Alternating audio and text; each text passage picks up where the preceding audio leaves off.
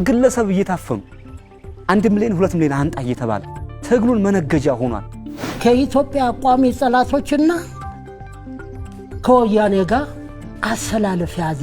ግብጽ የአማራ ህዝብ ተበደለ ብላ አይደለም እየረዳችን ያለች የምትፈልገው ነገር ስላለ እዚህ ፍልስፍና ውስጥ ከተቱንና ተቋማትን እያወደምነ እንድንሸልም ግባችናቸው ያደረግነ እንዲመስለን አደረጉን። መስመሩን ሳተስን ምን ማለት ነው? መከላከያን ካላቆሸሽ የምናሰለጥነው ወታደር ጀግና ልናደርገው አንችልም። ከጧት እንጀራ አምጣ፣ ከሰዓት እህል አውጣ፣ ማታ ደግሞ ብር አምጣ። የኛ መሪዎች እኮ አልትራ ስልክ ይዘው ጫካ ለጫካ ይሽለከለካሉ እንጂ ውጊያ ምን ያህል መራራ እንደሆነ ያውቁት። የባህር በር ጥያቄ መጠየቅ ወንጀል እስከሚመስል ድረስ ተሰርቶበታል።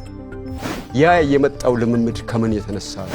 የአማራን ህዝብ ጥያቄ ለማስመለስ የግብፅን በር ማንኳኳት አይጠበቅብንም። ሻዕቢያ ድረስ ደጅ መጽናት አይጠበቅብንም።